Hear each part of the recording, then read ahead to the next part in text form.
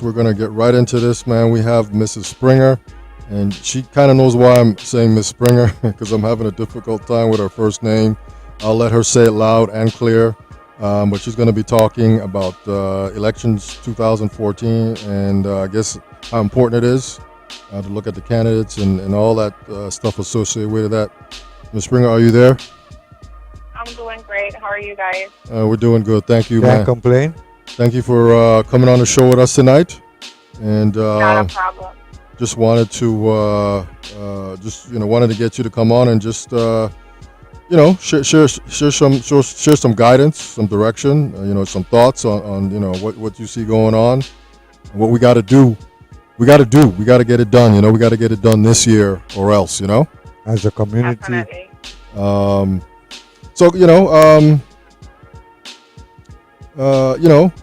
You have any thoughts on and I don't know. I guess this falls into this, and we talked a little bit about this whole thing of the voting machines. Any thoughts on that? My thing is, as an IT person, I think that getting good voting machines is a thing that can be readily done. Any thoughts on that?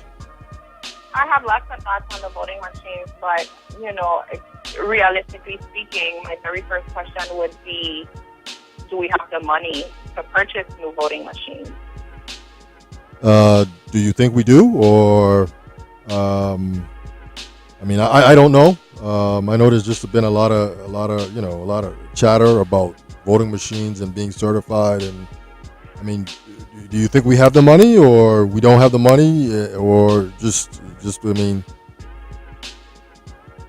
Well, based on my knowledge, we don't have the money to purchase new voting machines right now, unfortunately. Okay. So that's not something that's going to be happening for this election. I'm not sure if it's something we can look forward to in the next few years, but for right now. Okay. There's a big I think there's 112 candidates running for office. I thought that number was high. I know that is that the highest number of senators that have been running for office the last few years? It seems like a very high number to me. You know what? I don't really follow the St. Thomas race as much as I follow the one over here on St. Croix. And if I remember correctly, I think we have a total of 27 candidates. Just from St. Croix? Right. Okay. So to me, that number, it may seem high to some, but of course, quite a few of those individuals are going to be eliminated in the primary. So I'm not too worried about it. When it comes to numbers, it may seem high, but at the same time, one of the things that I think about is it's a fair opportunity for those individuals that feel they're qualified to run for office, then they have the right to do so. Okay. So I don't necessarily look at numbers. I more try to get to know as much as I can about each candidate individually, and that's what helps me determine who I'm going to vote for. Okay. So, Ms. Springer, this is soup. When you basically going to go to the poll and say you're going to vote for somebody, what is the first thing? What is the most important thing for you in a politician? Okay. I'm going to back up a little bit and just explain that within the last couple of years, I have personally started my own organization. Most people know it as RTD. RTD stands for Run Tell That. And this is one of the reasons why RTD was founded to begin with. We have the younger generation who are not really interested in politics. And those that are interested don't necessarily have the time or resources to educate themselves regarding politics and the legislative process and just some of the things that we see going on here in the territory. So my friends and I got together and we figured it would be a good idea in the form of community service for us to volunteer to assist individuals with gathering information on the different candidates. And so we do so via our own show, which is called VI Voices. So it's actually similar to what you guys are doing right now. Okay. On VI Voices, I was able to interview, look at, interviews being conducted by the different candidates. And, we have a really tough panel of hosts who ask the really tough questions. And so those are some of the things that I look for as a voter. I can give you guys some of those questions. It's a huge list of questions, but for the purpose of this show, I'll start with the first maybe three most important. Okay. Number one being, what qualifies you to run for the office that you seek? What are your qualifications? Okay. More recently, I think that everyone is starting to see and feel the effects of us putting in certain individuals that are incompetent. As a result of that, the quality of life in the Virgin Islands is not the same. It's getting worse. True. And that I try to sometimes compare that to putting a doctor to perform oral surgery. You see what I mean? It's like what you put in is exactly what you're going to get out. Right. That's right. I think for many years we've,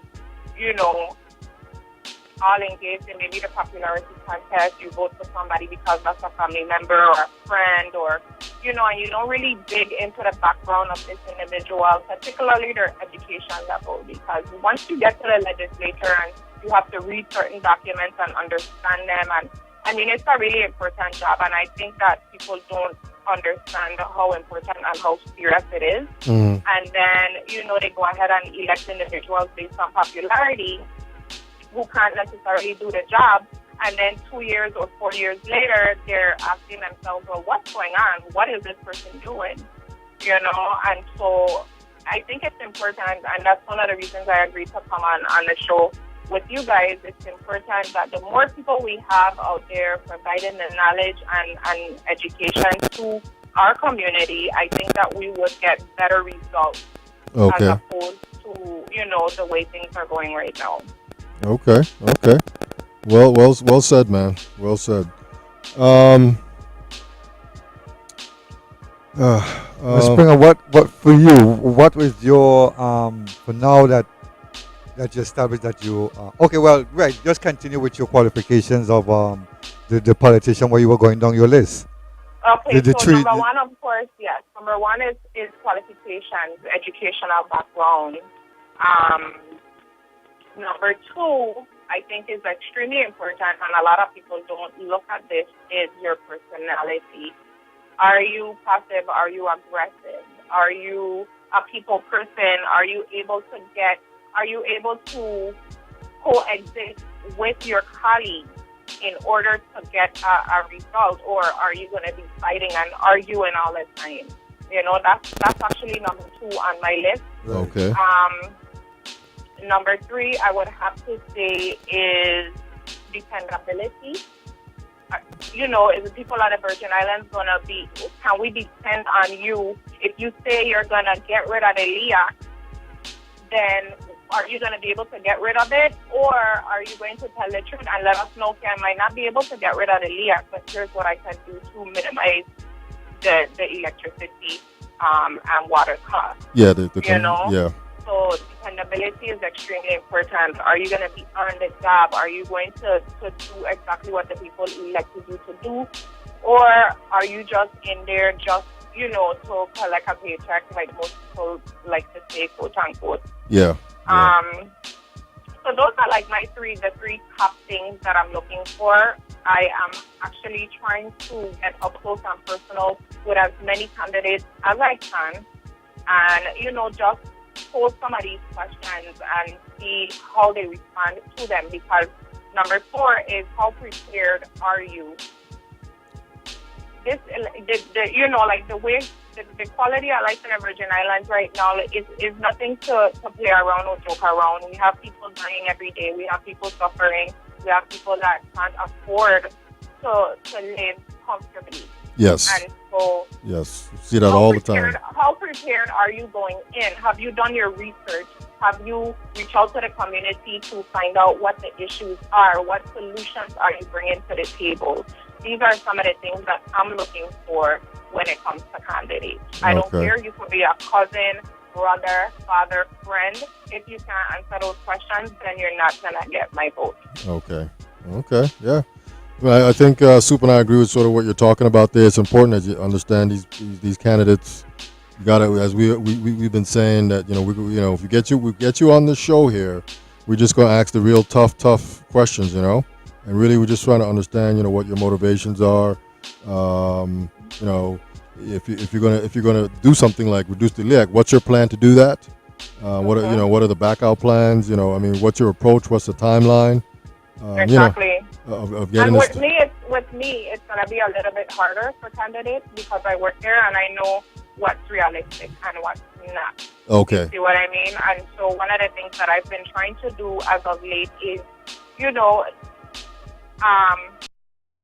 my friends in particular, and just kind of like grow that army of people that would be able to put out the right information. I think that, people have this misconception about the legislature and how it works, and senators don't do this and senators don't do that. And so, I think it's also important to equip people with the right information so that when they go out there, they'll know what they're talking about. Okay. There's so much, like, even with the deficit that we have going on right now, my first question to all the candidates out there would be, what are some of your ideas regarding generating revenue for the territory? Because that's our biggest issue right now. Biggest. Yeah, that's one of our questions that we ask.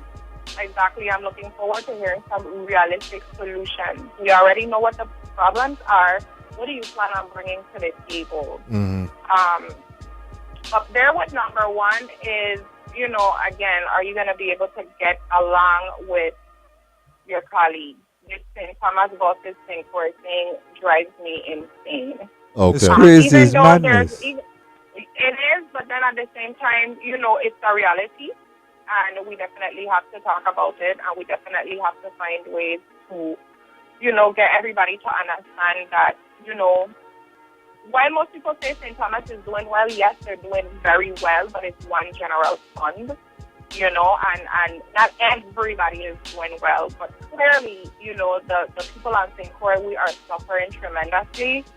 And, I'm just thinking that there needs to be some level of fairness where, give us a chance to, we need hotels. Like, there are different developments that I'm hearing about that are going on the island of St. Thomas, and I'm like, okay, wait, so what's coming down the pipeline for St. Croix? Yes. You know what I mean? So these are some of the things that are really, really important to me personally, and I'm just hoping and praying that everyone can start to really pay attention to these things.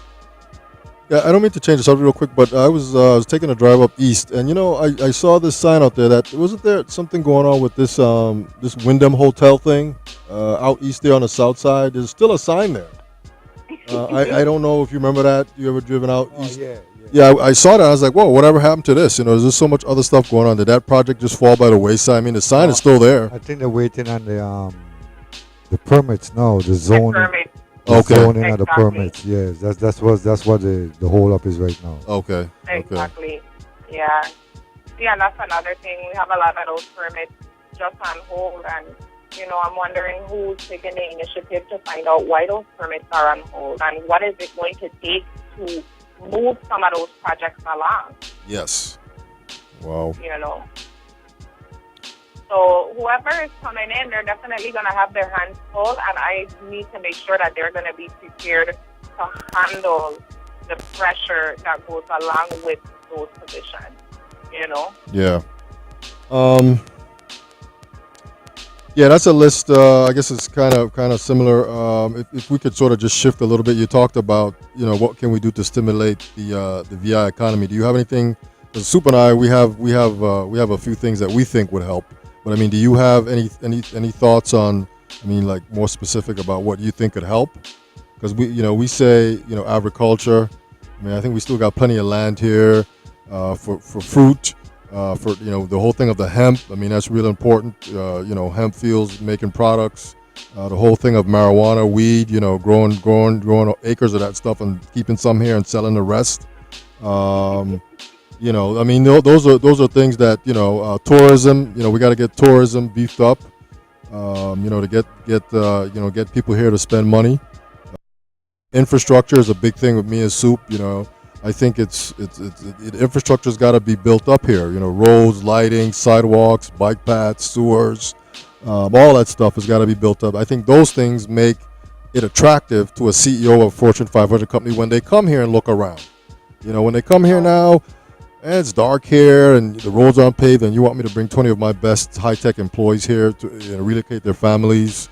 I think the infrastructure is key. We gotta. I've said it on the show, and Soup has probably said it in some respect too. The infrastructure is key. We got to get that in line.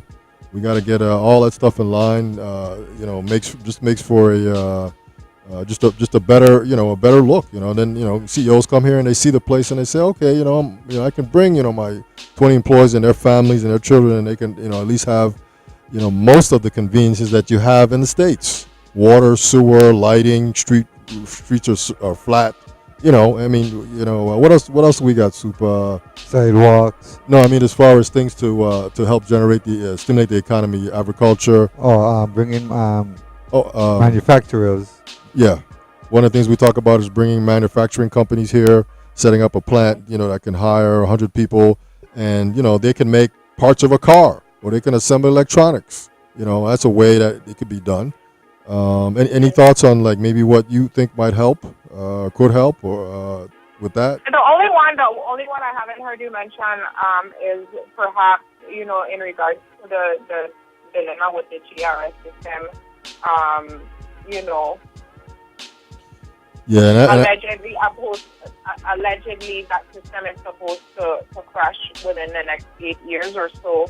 I'm thinking investment, try to invest in something like a grocery store, or, just something that's going to start raking in some money, so that individuals can feel more comfortable and secure, regarding their future. We're big on those things, and there's probably some other things. If you're listening and you have something, by all means give us a call. This is the It's Your Perspective talk show. It is Wednesday, May 21st, 2014. On the line we have Ms. Springer. She's talking about elections 2014 and just kind of some things all kind of related to that as well. We're on Tuesday, Wednesday, and Thursday from 8 p.m. until with all kinds of good stuff.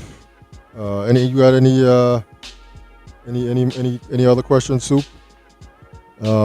Ms. Springer, if you got anything you want to touch on, just go ahead. Just go ahead. Yeah, just go ahead. The floor is kind of open. We're not gonna, open mic. Yeah, just open mic. Just go with your thoughts.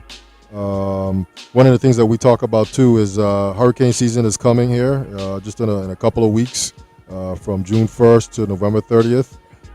Get your supplies, water and medicine and all that stuff.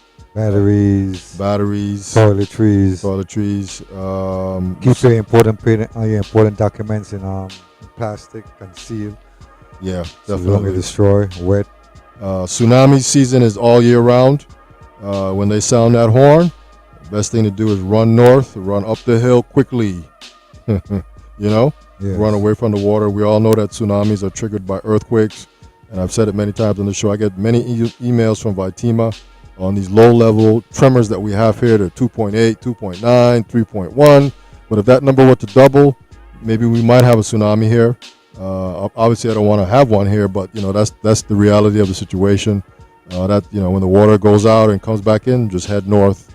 Hopefully, you don't find yourself getting caught up in any way there. But you touched on the GERS. That's a system there that since I've come back, man, to St. Croix has just been in complete turmoil. And I think Soup was even mentioning the other night that there's some of the newest retirees aren't getting their checks, and I mean, it's just unfortunate, you know. This is something too that's got to be fixed. Yeah, that's the next serious issue that we have on our table right now. Yeah, that's another serious issue, man. Is the retiree system. You know, people pay into it every week, every 2 weeks, and you know, Now they retire, now they can't get. there's no money. There's And, no funding. There's no money yeah, coming in. You know what's even more serious to me is the fact that individuals are paying into that system, and then when they're ready to retire, they can't because the government hasn't been making the payments. Right. yeah. You know, So- like And I'm keep saying, Ms. Springer, is that if they keep making these statements, the auditors come in, they told them they made this audit, they did all the finance, and they give all the recommendation. And this is I think this is happening from since 2003. The auditors has been in place and put in the recommendation to the government, and up to now 2014, they still hasn't gone forward and make a significant move to do it. So I'm keep saying now. So why are you still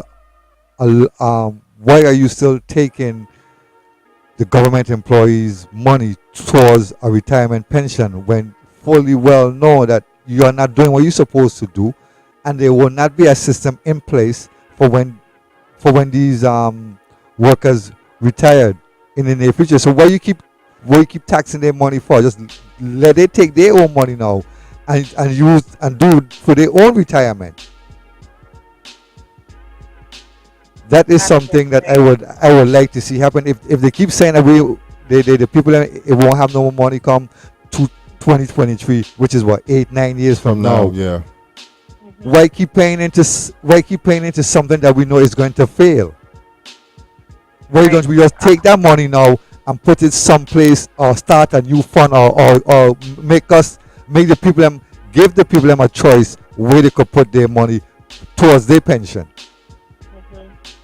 yeah. Yeah, that whole system is just a little is falling short in a major way, and Well, that's gonna be kind of crazy because when you think about it, the people paying now, Right.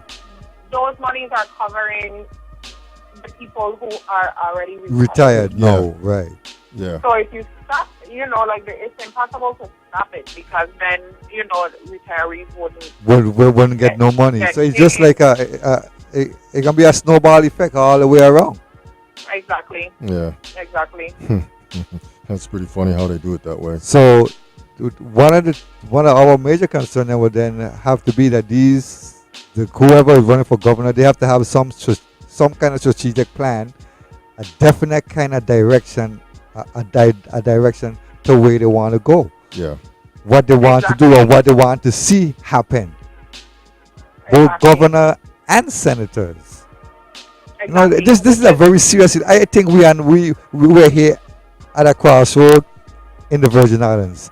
After this November come, we're gonna really know and see who the Virgin Islands really is, what we're really made of. Well, if you follow, yes, things are getting worse and worse. By the minute. Every 2 years, every 4 years, but at the same time, it's the same thing over and over and over again. Empty promises And so and no action. Yeah, but then again, at the same time, too, we also have to blame ourselves. And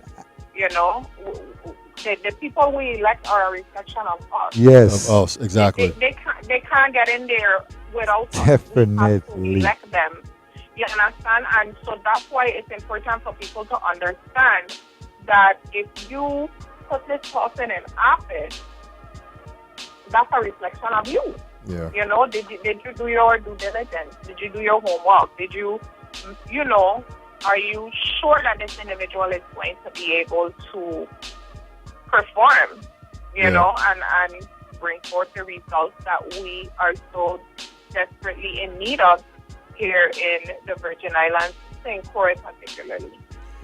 Have you heard of any voting drives? In the states that have these voting drives. Anything like that going to be happening this year?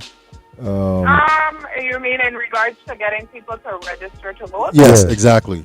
exactly? I know quite a bit of the candidates, because they need the votes. I know quite of them do that. They have, voters registration, at some point in their campaign. Some do it more than others. Yes. I know there's a new group that came out. I don't want to mess up their name, on air, so I won't make an attempt to say their name. But I do know of this new group that came out, and they're also trying to raise awareness. Okay. And encourage individuals to go out and vote. Okay. I think it's clean up hitters movement or something like that. Okay. I've never heard that. So yes, you have